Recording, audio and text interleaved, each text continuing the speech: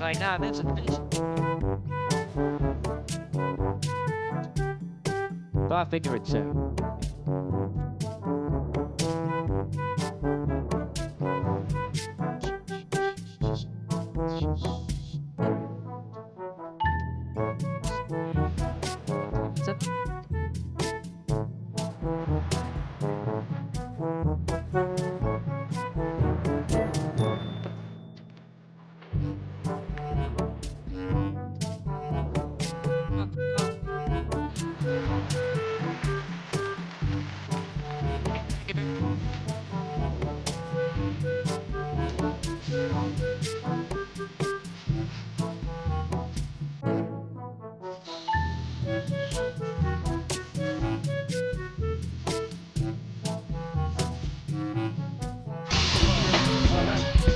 and on and on.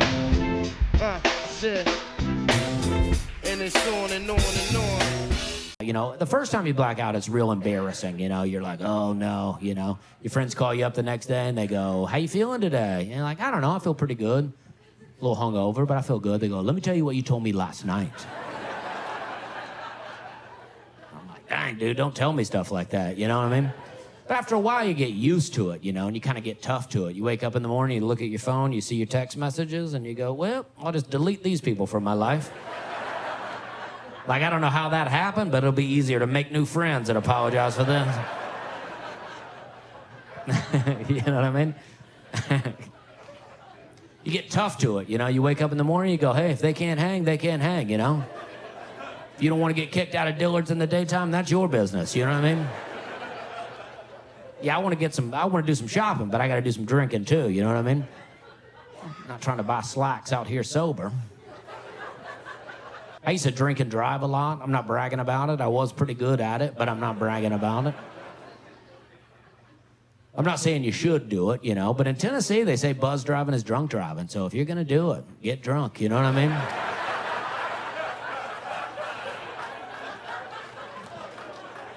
I mean, I always say if you can get arrested for 4 beers, why not have 14? You know what I mean? You only get 2 DUIs. Don't waste one on a buzz. That's what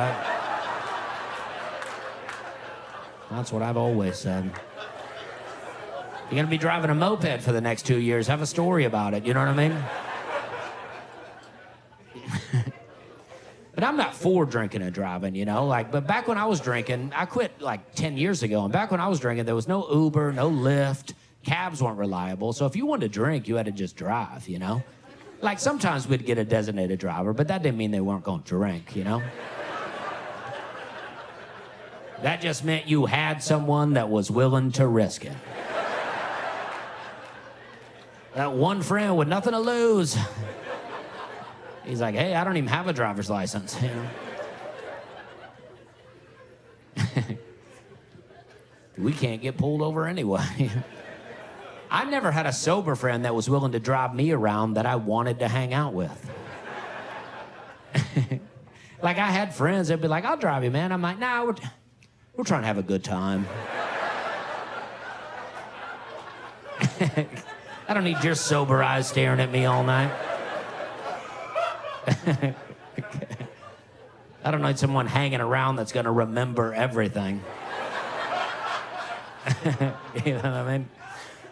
I know that guy's a bummer because I'm that guy now. But I used to black out all the time, though. You ever wake up driving? You come to, you're like, dang, I'm driving. You're like, how'd I get this drunk? Where am I going? And I got a flat tire. I was like, dang, I hope that flat tire's new, you know? I'm not trying to buy a rim out here. I pulled into a parking lot. It was not even that late in the day. The sun had just gone down. People were still shopping. I'm out there changing a tire. I was so drunk. I was able to get the car jacked up. I got the one tire off, but I couldn't figure out how to get the spare on, you know? So I called AAA. That guy showed up. He was like, dang, you're drunk, man. I was like, yeah, normally I can change a tire. Plus, I'm pretty sure I called AAA, not AA, so... You know what I mean? You just want to get this tire changed, get me back on the road, man. I got somewhere to be. I don't know where right now, but I'll figure it out while you're changing this tire. So I took a trip with my wife one time. We took a little day trip. This is before we had kids. And we're driving along, and my wife asked me, we were going to Chattanooga. She goes, did you bring weed, you know? And I don't know why she asked me that, but I said no, right? I lied about it. I don't know why I lied. She doesn't really care that I had it, but I lied about it, and I just thought, you know what? Ease her of her worries that we have anything on us, and I'll be fine, you know? So we go to my sister's house, we're hanging out all day, and I'm going out to the car periodically, you know, doing a couple of drops, you know, like a real addict, and... But I think most of my family liked me better when I was an alcoholic anyway, you know what I mean? So they were enjoying it, you know? So I'm gonna go ahead and do a full tincture, you know, which is about 10 or 12 drops or so. We get in the car and we're driving. It's nighttime. We're having a good time. I'm listening to the first Kings of Leon album. We're jamming. And then all of a sudden it hits me, and it hits me hard. There's like a wave of kind of anxiety feeling that comes over me, and I'm like, ooh, maybe let's listen to a podcast or something like that, you know? Just gonna chill out on all this guitar here for a minute. And I can't tell my wife that I've done it, you know, because I told her that I didn't bring weed, you know? So if I tell her that I'm real high, now I have to confess that I brought weed. And I can drive and freak out, you know, but I can't drive, freak out, and fight with my wife, so...